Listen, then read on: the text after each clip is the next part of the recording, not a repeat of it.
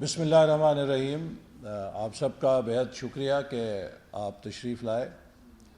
آج آپ سے مخاطب ہونا اس لیے ضروری ہے کہ پچھلے 3 ہفتے سے پاکستان میں ایک آئینی بحران کا سلسلہ چل رہا ہے۔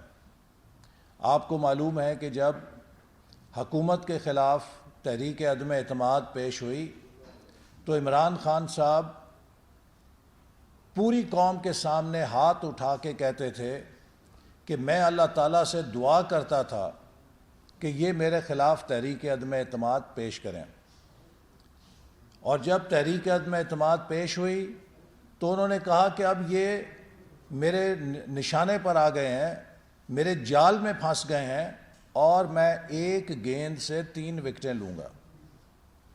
اور حقیقت یہ ہے کہ جب عمران خان صاحب کے خلاف تحریک عدم اعتماد کامیاب ہونے کے قریب پہنچی اور انہیں یہ پتہ لگا کہ وہ 3 وکٹیں لینے کی بجائے خود اپنی مڈل سٹمپ کھونے والے ہیں، تو یکا یک انہوں نے پینترا بدلا اور تحریک عدم اعتماد کو ایک بین الاقوامی سازش قرار دیا۔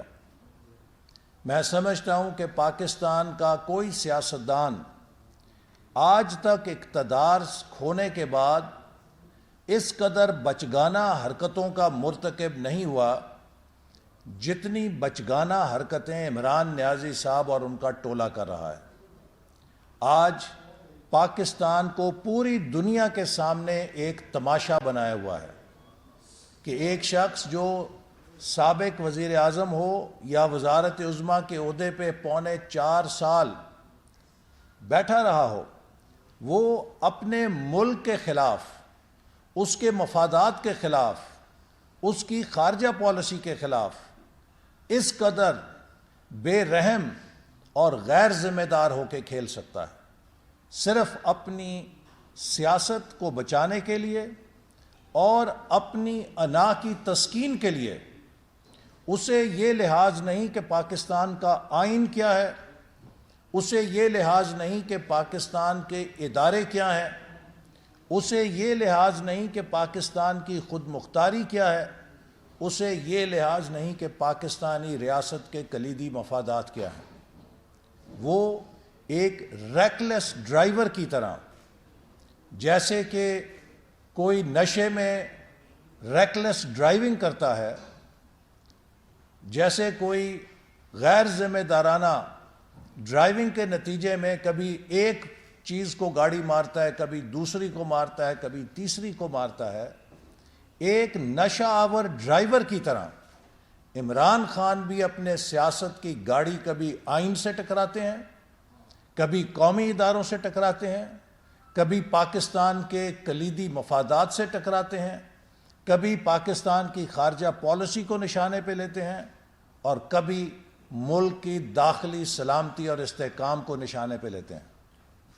میں سمجھتا ہوں کہ نیشنل سیکیورٹی کمیٹی، جس نے 2 دفعہ واضح کر دیا کہ پاکستانی سفیر کے مراسلے میں کسی قسم کی بیرونی سازش جس کا تعلق رجیم چینج سے ہو، اس کا کوئی ذکر موجود نہیں، اور پاکستان کی ٹاپ انٹیلیجنس ایجنسیز کی اس تصدیق کے بعد کہ کسی قسم کی کوئی بیرونی مداخلت پاکستان میں رجیم چینج کی نہیں ہوئی، اور پاکستان کی قومی اداروں کی قیادت کے اس وضاحت کے بعد کہ ایسا کوئی ذکر کسی طرح نیشنل سیکیورٹی کمیٹی کی میٹنگ میں نہیں کیا گیا، اس کے بعد اس چیز کو دفن ہو جانا چاہیے تھا۔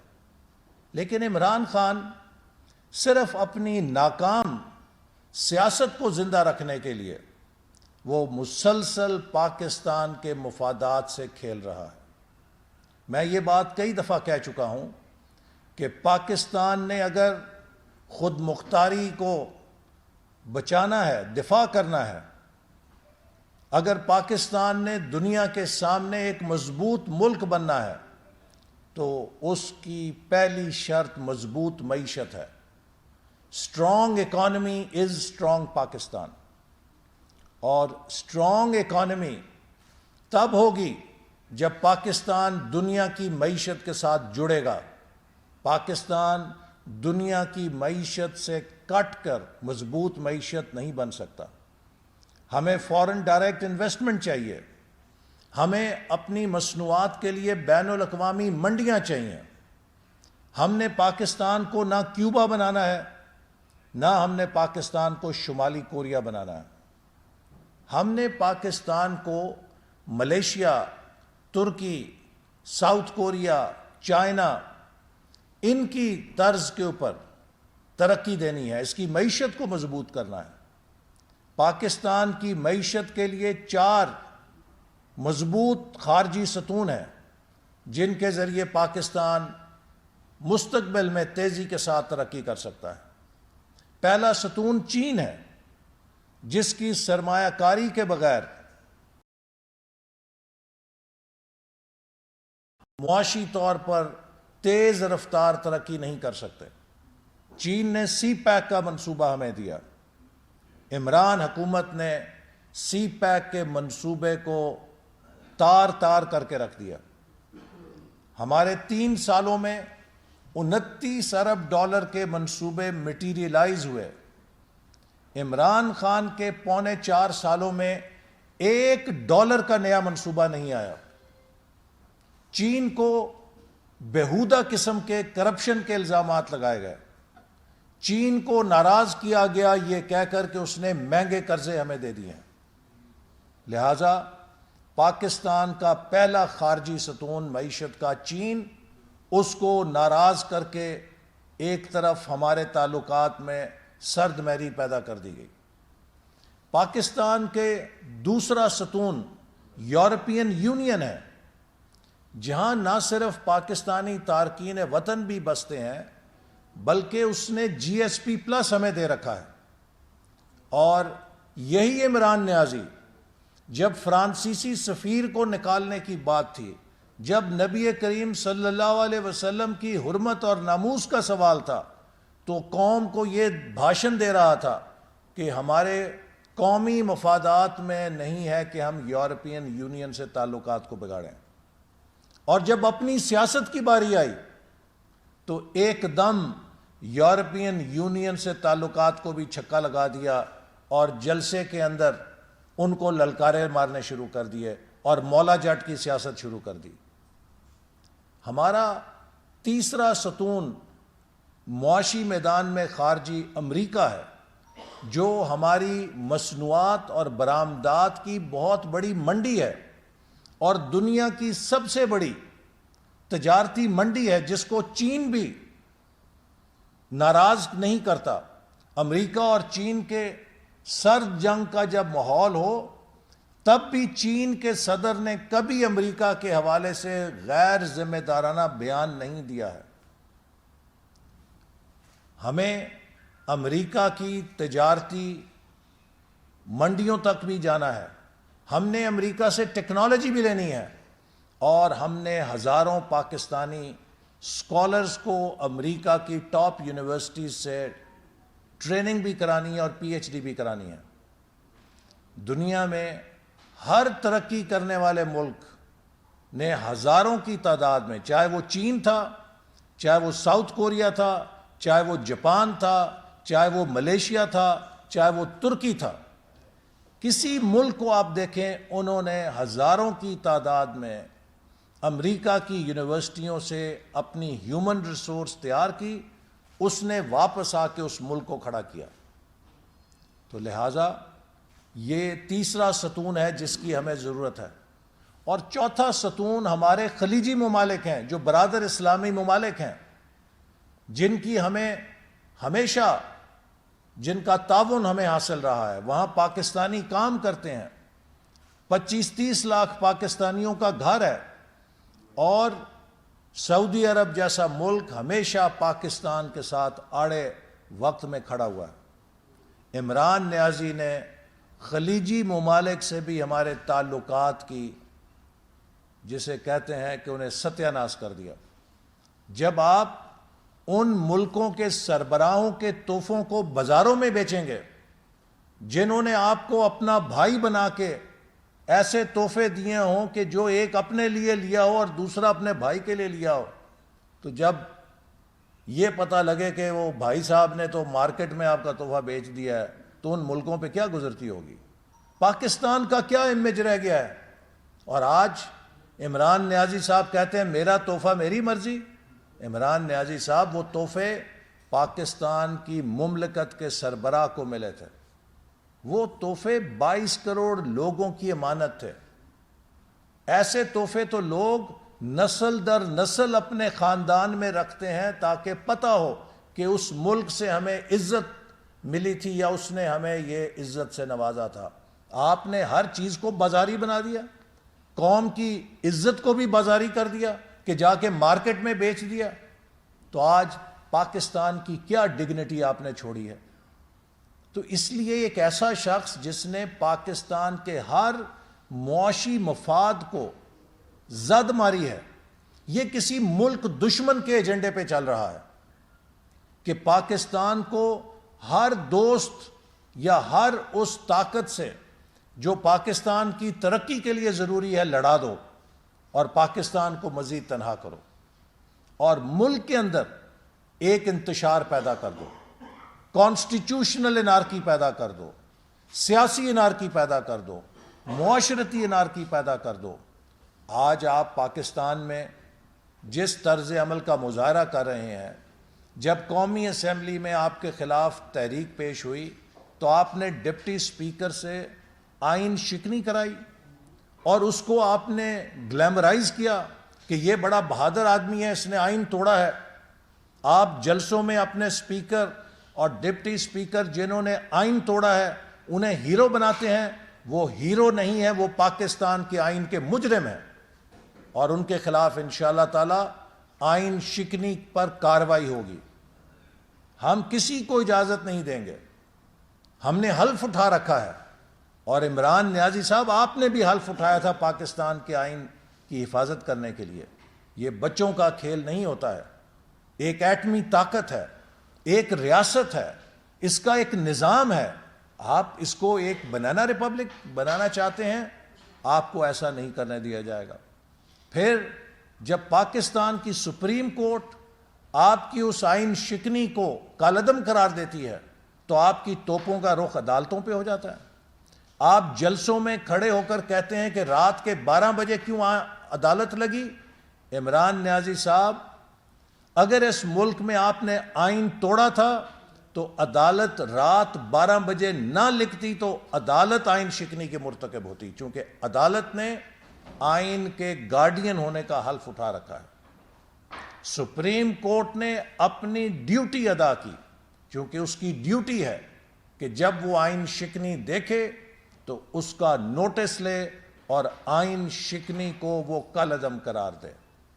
تو اس لیے آپ نے اداروں کے خلاف جو زہر گھولا ہے، اب آپ کو الیکشن کمیشن سے خوف آ رہا ہے، چونکہ فارن فنڈنگ کیس کا فیصلہ آنے والا ہے اور آپ کے دل میں چور ہے۔ آپ کو پتہ ہے کہ آپ نے کروڑوں اربوں روپے بیرون ملک پاکستانیوں کے غبن کیے ہوئے ہیں۔ آپ کو پتہ ہے کہ آپ نے ممنوعہ ذرائع سے، پاکستان دشمن ذرائع سے فنڈنگ حاصل کی ہوئی ہے، اور جب سکروٹنی کمیٹی میں آپ کی چوری پکڑی جا چکی ہے تو آپ کو خوف ہے کہ فیصلہ آ گیا تو اس سے پہلے ہی الیکشن کمیشن کو متنازع کرنا شروع کر دو، اس پہ فائر کھول دو۔ آپ کی یہ حکمت عملی کہ جہاں سے میرے خلاف فیصلے آنے کی توقع ہو ان کے خلاف فائر کھول دو، ان کے خلاف سوشل میڈیا کے ٹرولز ڈال دو، ان کو اتنا ڈراؤ کہ وہ میرے خلاف فیصلہ نہ دیں۔ پاکستان کے ادارے آپ کے ٹرول سے نہیں ڈرتے، وہ پاکستان کے آئین کے ساتھ جواب دہ ہیں۔ انہوں نے وہ فیصلہ کرنا ہے جو پاکستان کا آئین اور قانون کہتا ہے۔ اور اب پنجاب کے اندر جو آپ نے کھیل بنایا ہوا ہے کہ پاکستان کا سب سے بڑا صوبہ جس سے آپ کی پتہ نہیں کیا دشمنی ہے، سب سے پہلے 2018 میں آپ نے پنجاب کے مینڈیٹ پہ ڈاکہ مالا۔ آپ کو پنجاب نے مینڈیٹ نہیں دیا تھا، آپ نے وفاقی حکومت بنا کے پنجاب کا مینڈیٹ چرا کے حکومت بنائی۔ چلیے حکومت بنا لی تو کوئی وزیر اعلیٰ تو ڈھنگ کا لگاتے۔ پنجاب سے آپ نے عثمان بزدار کی صورت میں نہ جانے کس چیز کا بدلہ لیا، اور پھر آپ نے پنجاب کے بلدیاتی اداروں کو 50,000 منتخب نمائندوں کو 2 سال تک انہیں برطرف کر کے غیر فعال کر دیا، اور جب سپریم کورٹ نے فیصلہ دیا ان کی بحالی کا تو 7 مہینے تک آپ نے پنجاب میں بلدیاتی ادارے بحال نہیں ہونے دیے۔ سپریم کورٹ کے فیصلے کو آپ پیروں تلے رونتے رہے، آپ نے سپریم کورٹ کی بدترین توہین کی۔ پاکستان میں کبھی سول جج یا مجسٹریٹ دفعہ 30 کے حکموں کے ساتھ یہ نہیں ہوا تھا جو آپ نے سپریم کورٹ کے حکموں کے ساتھ 7 مہینے پنجاب میں کیا، اور آپ نے پنجاب کی بلدیاتی قیادت اس سے چھین کے رکھی۔ پھر پنجاب کے اندر جب ووٹ آف نو کانفیڈنس پہ کاؤنٹنگ کا مسئلہ آیا تو آپ نے جو تماشا پنجاب اسمبلی کے اندر اپنے گنڈوں کے ذریعے یہاں پہ بنایا، اس نے پوری دنیا کے اندر پاکستان کی جگہ ہنسائی کی۔ اور مجھے افسوس ہے کہ چودھری پرویز الہی جن کا خاندان، جن کا ایک ماضی ہے، ان کے خود امیجز آئے کہ وہ گیلری سے اپنے غنڈوں اور بدماشوں کو اندر لا رہے ہیں کہ جو آ کے زد و کوب کریں ڈپٹی اسپیکر کو اور اراکین اسمبلی کو۔ میں سمجھتا ہوں کہ یہ اس طرح کا مظاہرہ تو کسی بڑی نوزائیدہ جمہوریت میں بھی نہیں ہوتا۔ اور پھر جب پنجاب اسمبلی نے اعتماد کا ووٹ حمزہ شہباز کو دے دیا تو جس طرح آپ نے صدر اور گورنر کا تماشا بنایا ہے، لٹل مین آلسو بلیٹلز ہز پیپل۔ وہ لوگ جو آپ کے آئینی عہدوں پر بیٹھے ہیں، آپ اپنے جیسا انہیں بھی چھوٹا کر رہے ہیں اور ان کی حیثیت کو کمپرومائز کر رہے ہیں۔ آپ آئین شکنی کے مرتکب ہو رہے ہیں۔ آپ نے پنجاب میں 3 ہفتے سے بدترین انتظامی بحران پیدا کیا ہوا ہے۔ پاکستان کا سب سے بڑا صوبہ بغیر کسی قیادت کے ہے، اور آپ کی ہٹ درمی، آپ کی انا پرستی، آپ کی آئین شکنی پاکستان کے آئین کو آپریشنل ہونے میں رکاوٹ بنی ہوئی ہے۔ اس آئین شکنی میں جو کردار ملوث ہیں ان کے خلاف قانون حرکت کرے گا۔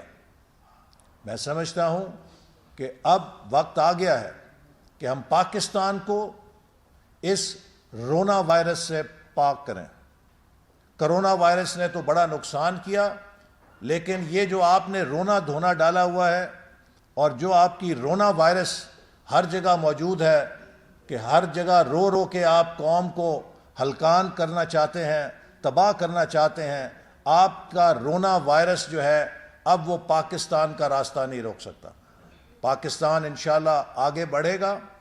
ہم آپ کی تباہ کاریوں کو سمیٹ رہے ہیں، سمیٹیں گے، اور ملک کو دوبارہ اس کی معیشت کو اور اس کے نظام کو مستحکم کریں گے۔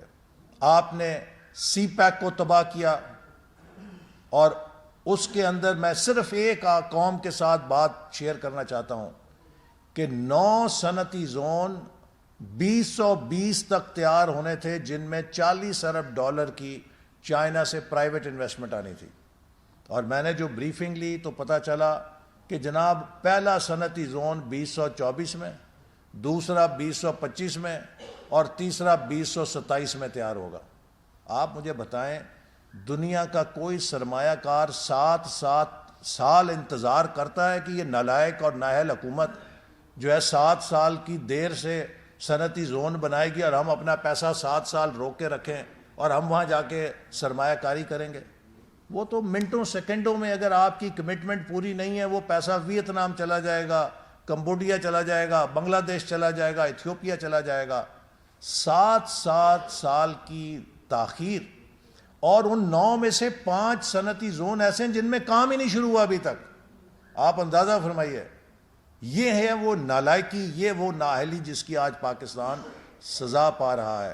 تو اس لیے عمران صاحب، آپ کا رونا وائرس لوگوں کو اب گمراہ نہیں کر سکتا۔ لوگوں نے 4.25 سال آپ کو بھگتا ہے، بدترین مہنگائی، بدترین بے روزگاری، بدترین غربت، بدترین بند انتظامی، بدترین گورننس، بدترین خارجہ پالیسی، ہر شعبے کو آپ ملیا میٹ کر کے جا رہے ہیں. اور اب آپ اگر قوم کا کوئی ہیرو بننا چاہتے ہیں تو لیٹ می سے جسٹ ون تھنگ. 28 مئی 1998 کے بعد پاکستان کو ایک ایسی چھتری مل گئی ہے کہ پاکستان کی خود مختاری پہ کوئی میلی نگاہ نہیں ڈال سکتا. آپ جیسے نااہل اور نالائق لیڈر کی پاکستان کی خود مختاری کے دفاع کی ضرورت نہیں ہے. پاکستان کے دفاع کو اور خود مختاری کو نواز شریف جیسا بہادر لیڈر 28 مئی 1998 کو ناقابل تسخیر بنا گیا تھا. آج پاکستان کی طرف دنیا کی کوئی طاقت میلی نگاہ سے نہیں نظر ڈال سکتی. عمران نیازی جیسے نالائق اور نااہل لیڈر سے پاکستان کا مطلب کیا لا الہ الا اللہ کا نعرہ نہیں محفوظ. پاکستان کا مطلب کیا لا الہ الا اللہ کا نعرہ 22 کروڑ عوام کے دلوں کے اندر گونجتا ہے اور زندہ ہے. آپ نسیم حجازی کے ناول کا ہیرو بن کے اپنی ناکام سیاست کو زندہ نہیں کر سکتے. آپ دن بدن ثابت کر رہے ہیں کہ آپ اس ریاست کے نظام کے لیے نااہل ہیں. آپ اس ریاست کے نظام میں ریکلیس ڈرائیور کی طور پہ ایک تباہی کا ایجنٹ ہیں. اور جس غیر ذمہ داری کا آپ مظاہرہ کر رہے ہیں، آپ ایک ایک کر کے اپنے واپسی کے سب دروازے خود اپنے ہاتھوں سے بند نہیں کر رہے، انہیں تالے لگا رہے ہیں. Well done Imran Khan.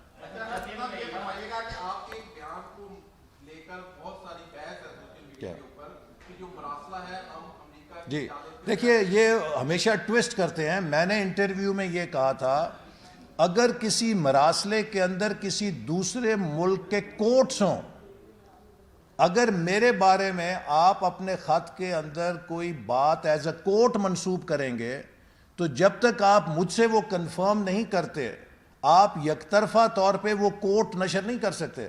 یعنی کہ میں تو پھر کسی کے نام سے کوئی چیز منسوب کر کے شائع کر دوں کہ اس نے یہ کہا تھا.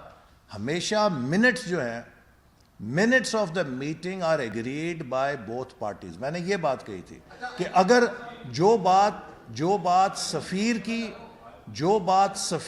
ہے، جو سفیر کی اسیسمنٹ ہے، جو سفیر کی رپورٹ ہے، وہ پاکستان کی پراپرٹی ہے.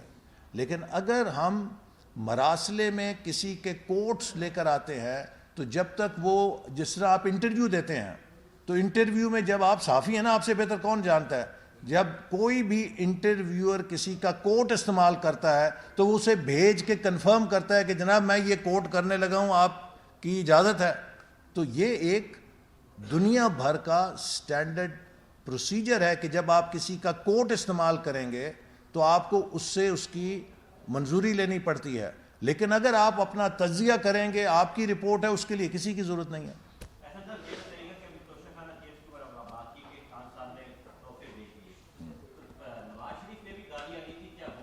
دیکھیے فرق ہے جی، دیکھیے نا، یہی بات ہے کہ توشہ خانہ کے تحت آپ اگر تحفہ لیتے ہیں تو وہ ایک بہت رسپیکٹیبل گفٹ ہوتا ہے. وہ ایک ساورن کنٹری کے سربراہ کو گفٹ ہوتا ہے. اگر وہ اس کی ادائیگی کر کے اپنے ذاتی استعمال میں لاتا ہے تو اس میں اس کی قانون بھی اجازت دیتا ہے اور وہ ایک باوقار چیز ہے. لیکن آج تک 75 سال میں یہ مثال نہیں ہے کہ پاکستان کے کسی سربراہ مملکت نے بیرونی تحفوں کو اس طرح ان کا جمعہ بازار لگایا ہو یا ان کا اتوار بازار لگایا ہو اور بازار میں جا کے ان کو بیچا ہو جیسے کہ عمران نیازی نے کیا. یہ آپ کی بڑی، جسے کہتے ہیں کہ کم ظرفی کا مظاہرہ ہے کہ جو آپ نے کیا ہے. آپ نے پاکستان کے قوم کی بے عزتی کی ہے کہ پاکستان کا وزیر اعظم اس تھرڈ کلاس کا ہے کہ جو ہمارے تحفوں کو بازاروں میں بیچتا ہے جا کے. یہ میرا تحفہ میری مرضی کی بات نہیں ہے، یہ قوم کا تحفہ ہے اور قوم کی مرضی ہے. آپ آئیں گے تو آپ سے 2-3 سوال کرنے بڑے ضروری ہیں کیونکہ میرے خیال میں آپ ہی مندی میں اس کا جواب دے سکتے ہیں. ایک تو یہ بتا دیں کہ مداخلت اور سازش میں فرق کیا ہے.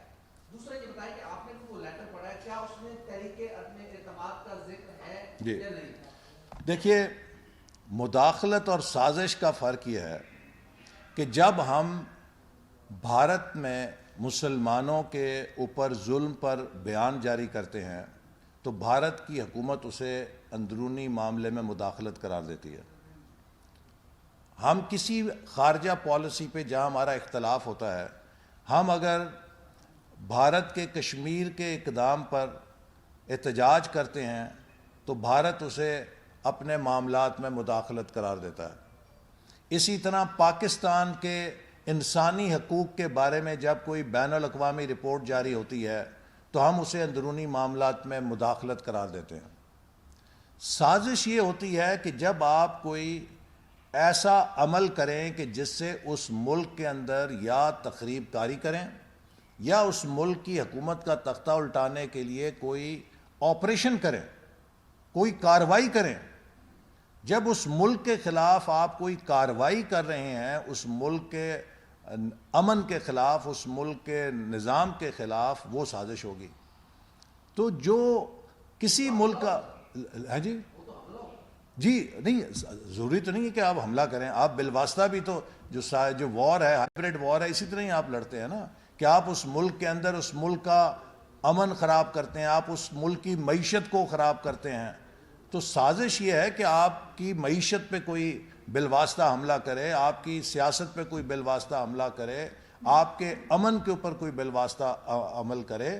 اس مراسلے میں کسی تحریک عدم اعتماد کی سازش کا ذکر نہیں ہے کہ جو امریکہ پاکستان کے سیاستدانوں کے ساتھ مل کر یا اپوزیشن کے ساتھ مل کر کر رہا ہو. اور اس پر دیکھیے، اس بحث کو میں سمجھتا ہوں کہ پاکستان کی سیکیورٹی ایجنسیز کے اس سرٹیفکیٹ کے بعد کہ کوئی کسی قسم کا ثبوت موجود نہیں ہے کہ پاکستان میں اندرونی رجیم چینج کی بیرونی سازش ہوئی ہے، تو پھر یہ بحث ہی فضول ہو جاتی ہے. اور اس کا مطلب یہ ہے کہ ہم پاکستان کی سیکیورٹی ایجنسیز پر نو کانفیڈنس کا اظہار کر رہے ہیں. وہ سیکیورٹی ایجنسیز کے جنہیں ہم دنیا کی بہترین سیکیورٹی ایجنسی قرار دیتے ہیں.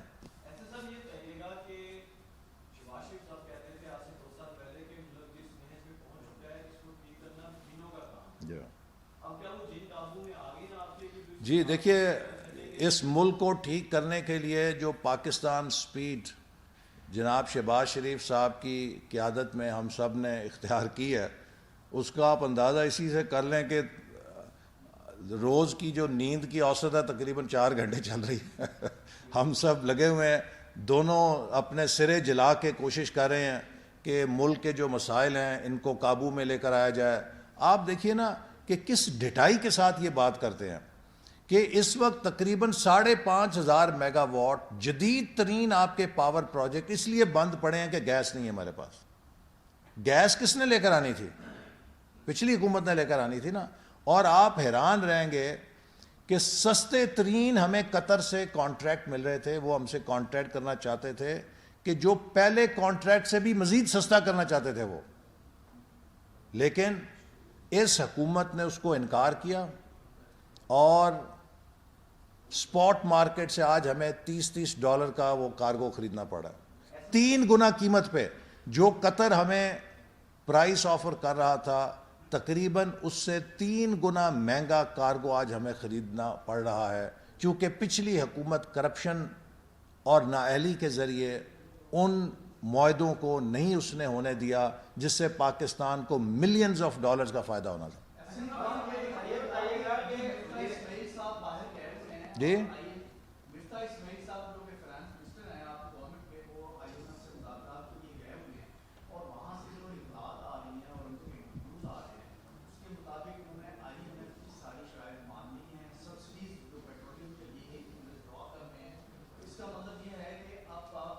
دیکھیے، میں آپ کو عرض کروں کہ اس وقت ہمارے سامنے ہمارے نہیں ریلیف تو ابھی ملے گا تھوڑے وقت کے بعد، لیکن ابھی سب سے بڑا چیلنج جو ہے وہ ہے کہ پاکستان کی معیشت کا جو ہیمریج ہے اس کو بند کرنا ہے.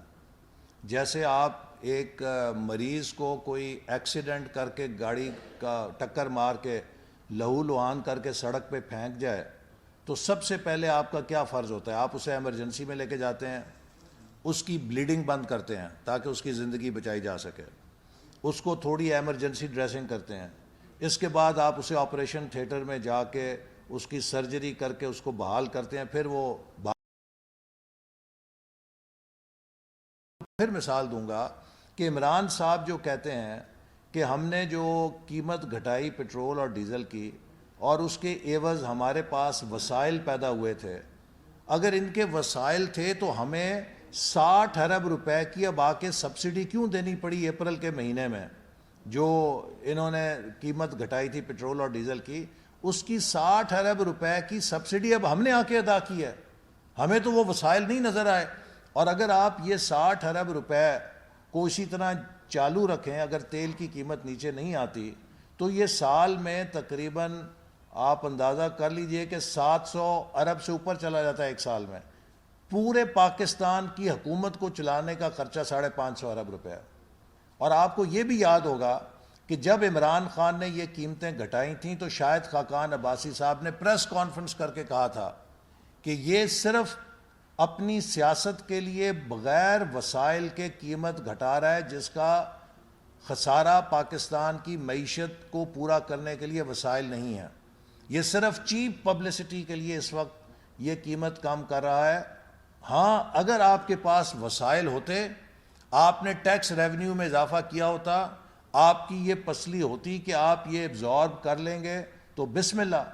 لیکن یہ جو غیر ذمہ دارانہ چیزیں یہ صرف اس لیے کر کے گئے ہیں کہ اپنی ڈوبتی ہوئی کشتی میں اس وقت واہ واہ کرانا چاہتے تھے، اس کے لیے جو کریکٹیو میجرز ہیں اگر آپ نہیں لیں گے تو پھر اس کا مزید خمیازہ آگے بھگتنا پڑے گا۔ تو اس لیے ہم کوشش کر رہے ہیں کہ آئی ایم ایف کا معاہدہ جو کہ پچھلی حکومت کر کے گئی تھی، اور وہ ایک سوورن معاہدہ ہے چونکہ آپ نے کیا، اب آپ اس سے پورا بیک آؤٹ نہیں کر سکتے چونکہ اس پہ دستخط کیے ہوئے پاکستان نے، اس کے اندر رہتے ہوئے ہم جتنی ان سے رعایت حاصل کر سکیں گے وہ انشاءاللہ تعالی ضرور حاصل کرنے کی کوشش کریں گے۔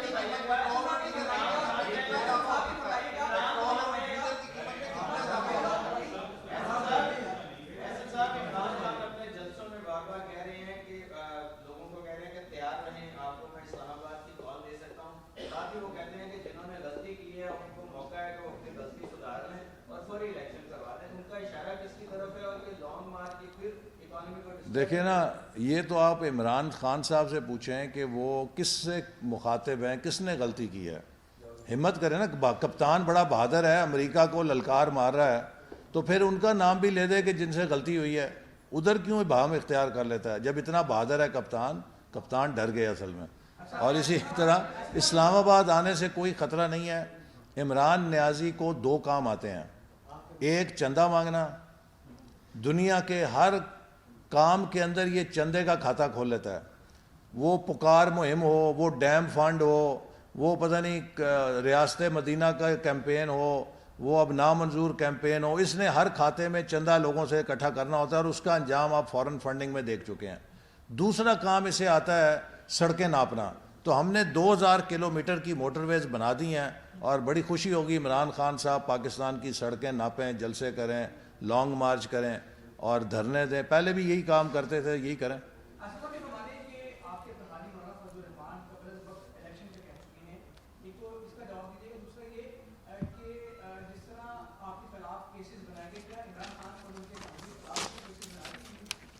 دیکھیے، ہمارے خلاف، اب میں یہ بھی عرض کر دوں کہ آج عمران خان صاحب کہتے ہیں اور ان کے وزیر کہتے ہیں کہ یہ جی ضمانت والوں کی حکومت بن گئی۔ مجھے ذرا بتائیں کہ عمران خان ضمانت پہ نہیں تھا جب وزیر اعظم بنا؟ عارف علوی ضمانت پہ نہیں تھا جب صدر پاکستان کا حلف اٹھایا؟ آدھی اس کی کابینہ اسد عمر ضمانت پہ نہیں تھا جب اس نے حلف اٹھایا؟ سارے لوگ ضمانتوں پر تھے جب انہوں نے حلف اٹھایا۔ کس منہ کے ساتھ آپ دوسروں کہہ سکتے ہیں؟ ہمارے جو کیسز ہیں، ضمانتیں ان کیسز میں ہیں کہ جن کو عدالتوں نے اٹھا کے باہر پھینکا کہ آپ ان کو جھوٹے کیس تھے، کرپشن کا کوئی ثبوت نہیں دے سکے۔ آپ میرے کیس کا فیصلہ پڑھ لیں، آپ شہباز شریف صاحب کے کیس کا فیصلہ پڑھ لیں، آپ سعد رفیق کے کیس کا فیصلہ پڑھ لیں، آپ شاہد خاقان کے کیس کا فیصلہ پڑھ لیں، آپ مفتاح اسماعیل کے کیس کا فیصلہ پڑھ لیں، آپ رانا ثناءاللہ کے کیس کا فیصلہ پڑھ لیں، ہر کیس کے اندر عدالت نے لکھا کوئی ثبوت نہیں کرپشن کا. اور رانا ثناءاللہ صاحب کا تو میں کہتا ہوں اینلز آف ہسٹری میں کیس لکھا جائے گا کہ کس طریقے سے ایک شہری کو 25 کلو ہیروئن دے کے جھوٹا کیس بنا کے پھنسانے کی کوشش کی گئی. اسی طرح نواز شریف صاحب کے خلاف جو کیسز بنے، ایک کیس فارغ ہو گیا اور دوسرا کیس وہ جج جو ہے فوت ہونے سے پہلے اس کی گواہی دے گیا. تو یہ سارے جھوٹے کیسز آپ نے بنائے تھے، لیکن آپ کے خلاف کوئی جھوٹا کیس نہیں بنے گا. عمران نیازی صاحب آپ کے خلاف سچے کیس بنیں گے اور دنیا دیکھے گی کہ وہ کیس سچے ہیں. میں آپ کو یقین دلاتا ہوں کہ کوئی کسی قسم کی انتقامی کارروائی نہیں ہوگی، کوئی جھوٹا کیس نہیں بنایا جائے گا، لیکن صرف سچے کیس بنیں گے. جہاں آپ نے لوٹ مار کی ہے، جہاں آپ کی کرپشن کا ثبوت موجود ہے، اس کے لیے آپ کو ضرور جواب دینا پڑے گا.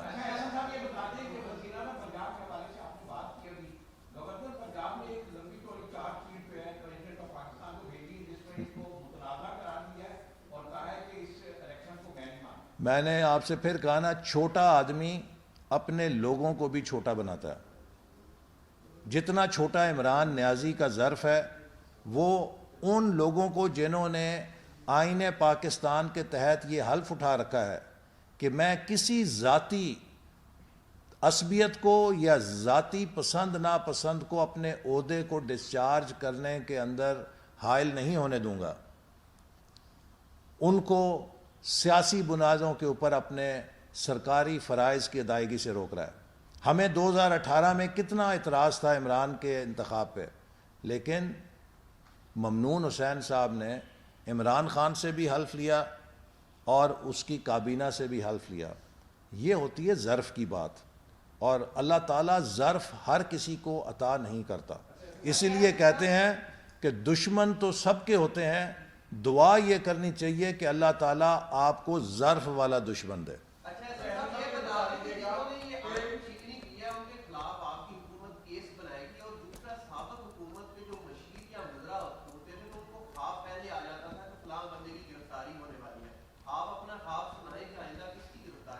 ہماری حکومت خوابوں کے اوپر لوگوں کو گرفتار نہیں کرے گی، ایویڈنس کے اوپر لوگوں پر ہاتھ ڈالے گی. اور جس کے خلاف ایویڈنس ملے گا کہ انہوں نے پاکستان کے عوام کے مفاد کے خلاف اپنی جیبیں بھری ہیں یا مافیاز کے ساتھ مل کے اس قوم کو لوٹا ہے، ان کے خلاف قانون ضرور حرکت میں آئے گا.